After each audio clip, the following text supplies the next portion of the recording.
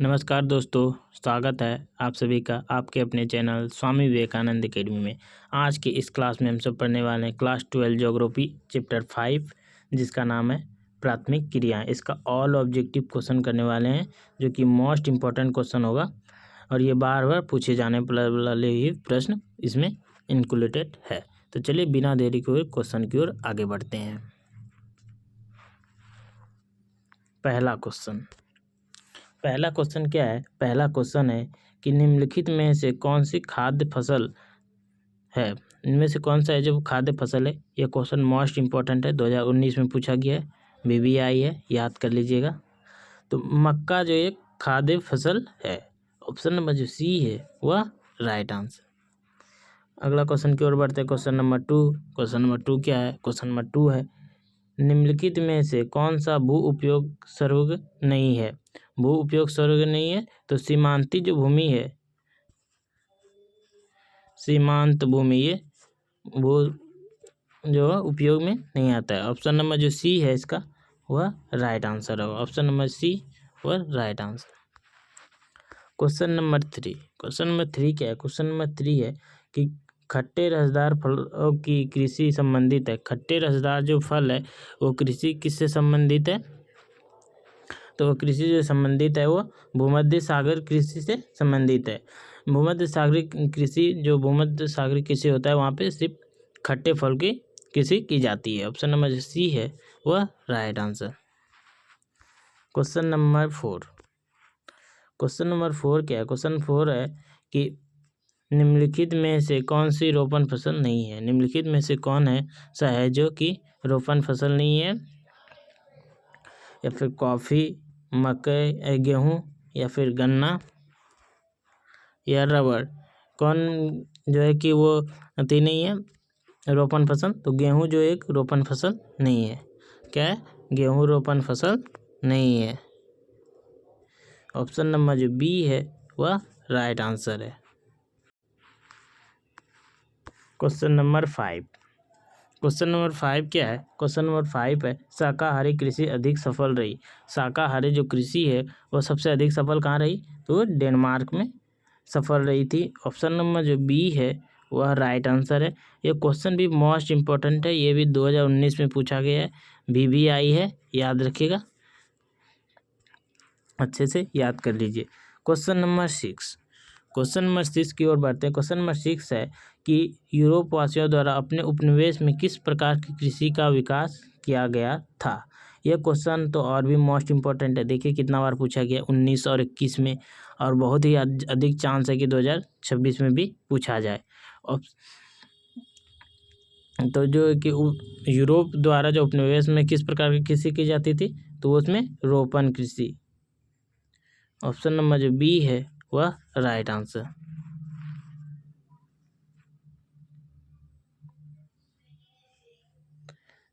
Question number 7 क्या है कि निम्न में से कौन सी एकल कृषि नहीं है? निम्न में से कौन सी एकल कृषि नहीं है, यह जो है पूछा गया है 2021 में, ये भी BBI है। सभी पूछे गए ही क्वेश्चन इसमें इंक्लूडेड है। तो जो एकल कृषि है वो कौन सी कृषि है? तो वो मिश्रित कृषि है। ऑप्शन नंबर जो बी है वह राइट आंसर। क्वेश्चन नंबर 8 क्या है? क्वेश्चन नंबर 8 है कि निम्न प्रदेशों में किसमें विस्तृत वाणिज्य अनाज कृषि नहीं की जाती है? ये क्वेश्चन 2018-2021 में पूछा गया है, जो कि विस्तृत वाणिज्य अनाज कृषि जो नहीं की जाती है कौन सा प्रदेश में? तो इसका राइट आंसर क्या होगा? इसका राइट आंसर होगा अमेजन बेसिन। ऑप्शन नंबर जो डी है वह राइट आंसर। क्वेश्चन नंबर 9 क्या है? क्वेश्चन नंबर 9 है कि निम्न में से कौन से देश में गेहूं चावल की अधिक उत्पादकता किसमें विकसित की गई थी? जो कौन सा देश में गेहूं और चावल की जो अधिक उत्पादकता किसमें की विकसित की गई थी? तो देख लेते हैं। पहला ऑप्शन क्या है? Japan, Australia. दूसरा मेक्सिको तथा फिलीपींस।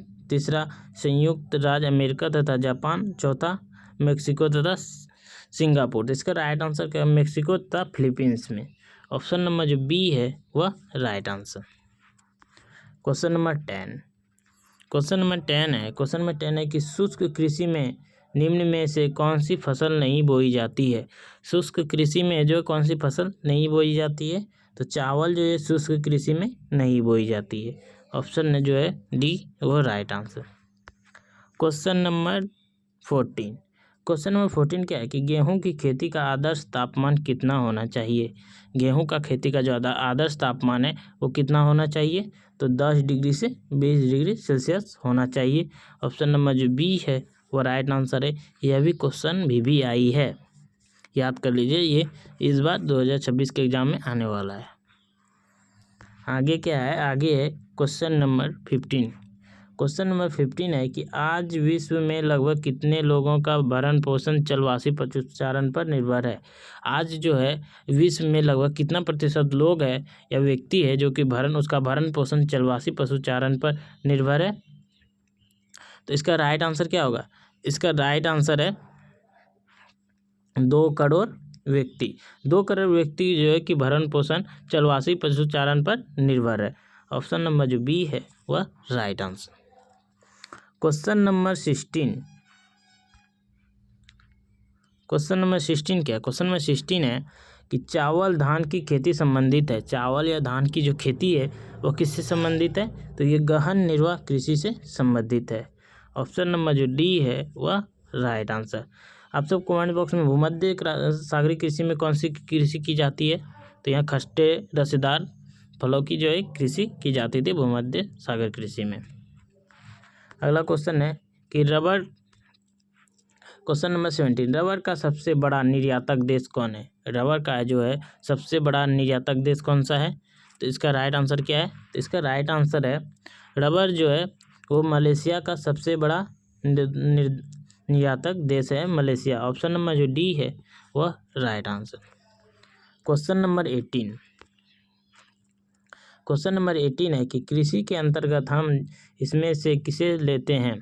कृषि के अंतर्गत जो है इसमें से चार ऑप्शन में से हम किसे लेते हैं? तो फसलों उत्पादन, पशुपालन, मत्स्य पालन, ये सभी जो है कृषि के अंतर्गत आते हैं। ऑप्शन नंबर जो डी है वह right answer. Question number 19। Question number 19 क्या है कि कृषि के लिए इनमें से कौन सबसे अधिक उपयुक्त है? कृषि के लिए जो है इनमें से 4 ऑप्शनों में कौन सबसे ज़्यादा उपयुक्त है? पर्वतीय ढाल, उच्च पठार या मैदान? मैदान जो है वो सबसे ज़्यादा कृषि के लिए उपयुक्त है। ऑप्शन नंबर जो सी है वह राइट आंसर। देख लीजिए आंसर, है ना। Question number 20। क्वेश्चन नंबर 20 है कि कृषि निर्धारण में किस कारक का भारत में ज़बरदस्त हाथ होता है?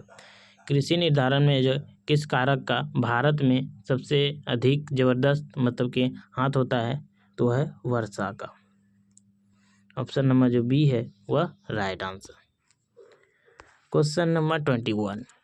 क्वेश्चन नंबर 21 क्या है कि किस फसल की खेती में बुआई के समय कम तापमान होना चाहिए?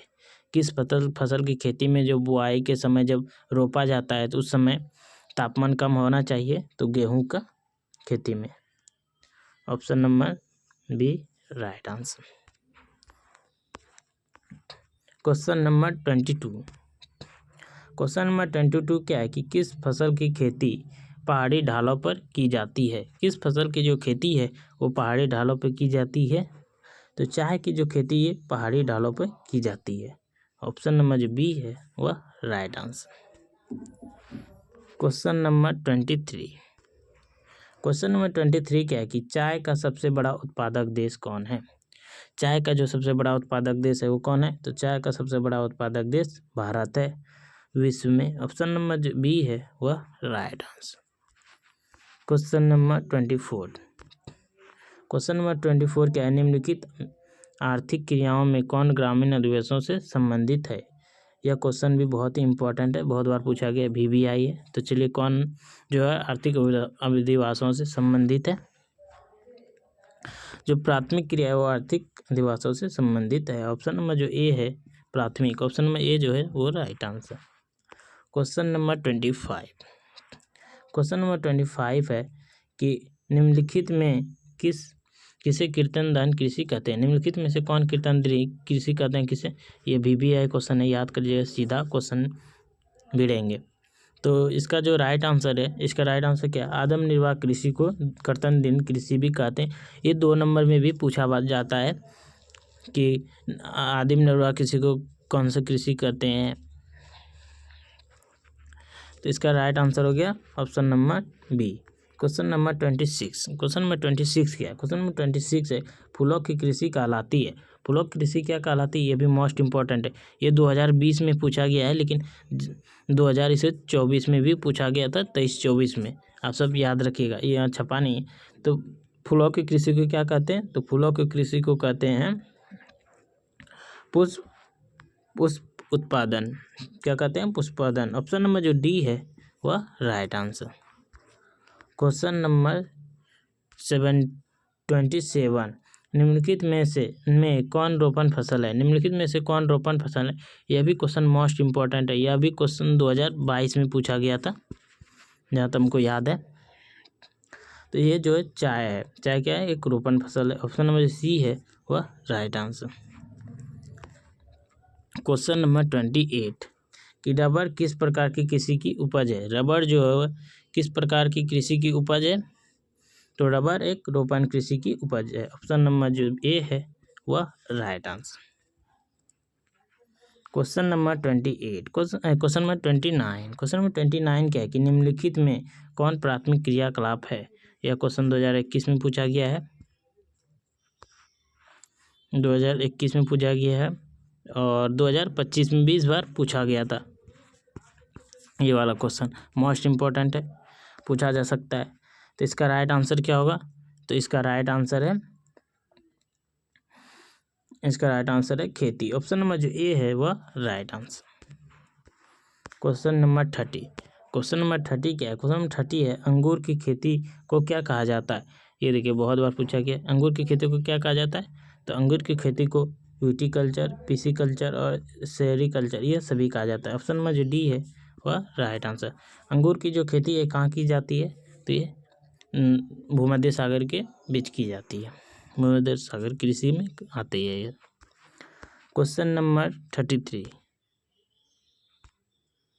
क्वेश्चन नंबर 33 क्या है कि इनमें से कौन व्यापारिक अन्य कृषि से संबंधित है? इनमें से कौन जो व्यापारिक अन्य कृषि से संबंधित है?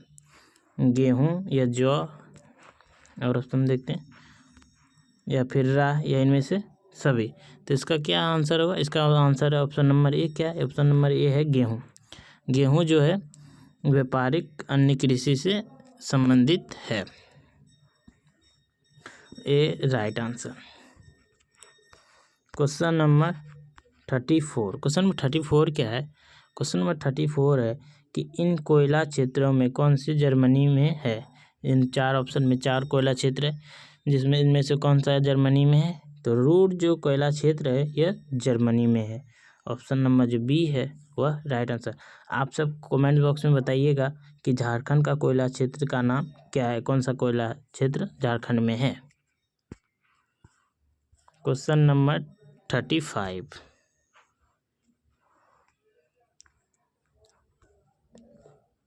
क्वेश्चन नंबर क्या है? क्वेश्चन नंबर 35 है कि निम्नलिखित में कौन रोपण फसल है? इनमें से कौन सा जो रोपण फसल है? ये भी मोस्ट इम्पोर्टेंट है। तो मक्का जो एक रोपण फसल है। ऑप्शन नंबर जो सी है वह राइट आंसर। Question number 36।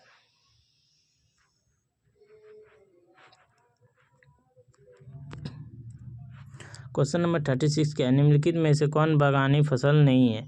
निम्नलिखित से कौन सा बागानी फसल नहीं है? यह भी मोस्ट इम्पोर्टेंट है। जो चाय है यह बागानी फसल नहीं है। ऑप्शन नंबर जो बी है वह राइट आंसर। सॉरी।